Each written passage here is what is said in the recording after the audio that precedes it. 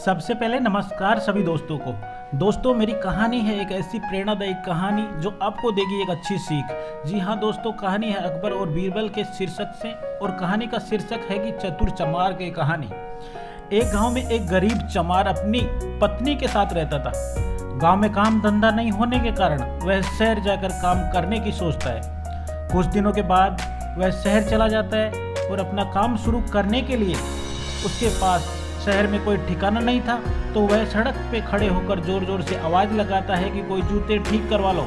लेकिन उस दिन उसे कोई ग्राहक नहीं मिलता है। दूसरे दिन फिर वह जाता है। फिर आज उसे एक महिला बुलाती है और अपना जूता सुधराने के लिए देती है। थोड़ी दूर जाकर एक महिला और उसे बुलाती है। ऐसे करके कुछ ही दिनों में उसका काम रफ्तार पकड़ लेता है। एक महीने में उससे 4 सोने के सिक्के कमाए। उनसे 2 सिक्कों का उसने एक गधा खरीदा। वह जब गधा खरीद कर वापस आ रहा था तो जंगल में उसे देखा 4 डाकू उससे धीरे धीरे उसकी ओर बढ़ते आ रहे थे।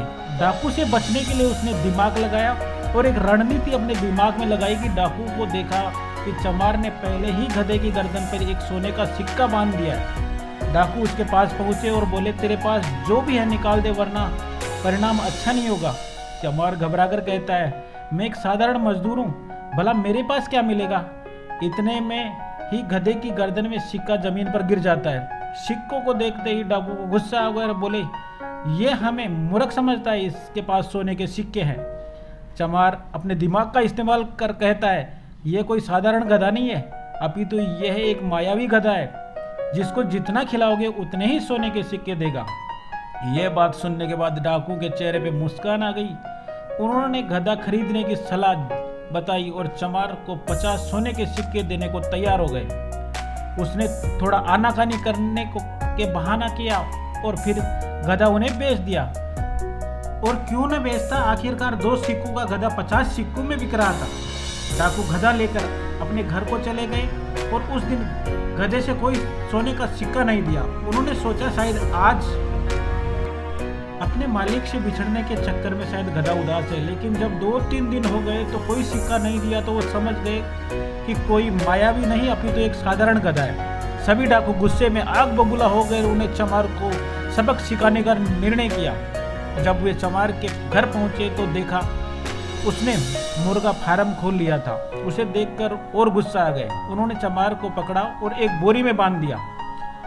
थोड़ी दूर चलने के बाद एक ने कहा कि सरदार, हम इसे गंदे नाले में फेंक देते हैं। यह बात सुनकर चमार भयभीत हो गया। काफी देर चलने के बाद सभी डाकू थक गए और धूप तेज थी।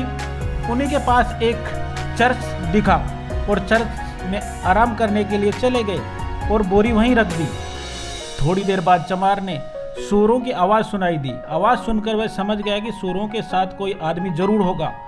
उसने बोरी के अंदर से ही आवाज़ लगाई। सूरों का मालिक चारों तरफ देखकर कहता है, कौन हो भाई और कहाँ हो। चमार बोला कि मैं इस बोरी में कैद हूँ। आदमी, तुम्हें बोरी में कैद क्यों कर रखा है। चमार ने फिर दिमाग लगाकर कहा, कुछ लोग मेरी शादी जबरदस्ती एक राजकुमारी से करवाना चाहते हैं। मुझे बोरी में बांध कर राजकुमारी के पास ले जा रहे हैं। ये आदमी कहता, भाई ये तो कोई पागल ही होगा जो राजकुमारी से शादी करने के लिए इनकार करेगा। तभी चमार ने बोला, तो एक काम करो, मेरी जगह इस बोरी में तुम कैद हो जाओ और राजकुमारी से शादी कर लेना। वह आदमी राजकुमारी से शादी करने की बात पर इतना खुश हुआ कि खुद को चमार की जगह बोरे में कैद कर लेता। और थोड़ी देर बाद डाकू आते और उस बोरी को उठाकर थोड़ी दूर एक नाले में फेंक देते हैं। जब डाकू वापस अपने घर जा रहे थे तो उन्होंने देखा कि चमार 4-5 सूरों के साथ वहां से आ रहा था। उसको यकीन नहीं हुआ, ये वापस कैसे आ गया, इसे तो अभी नाले में फेंक कर आए थे।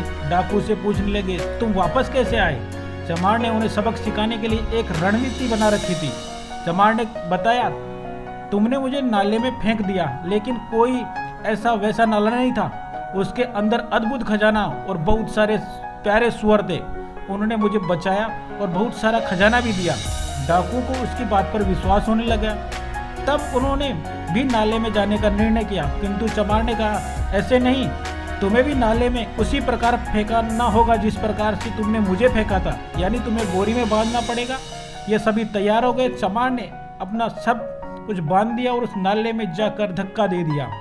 जी हाँ दोस्तों, इस कहानी से एक शिक्षा मिलती है कि जिस प्रकार से उस चमार ने अपनी बुद्धि से काम लिया, कहते हैं तब भी कि बुद्धि के आगे बल काम नहीं देता, अर्थात ज्ञानी आदमी का सामना केवल ज्ञान से ही किया जा सकता है, अपने बल द्वारा नहीं। जी हाँ दोस्तों, कैसी लगी आपको ये कहानी?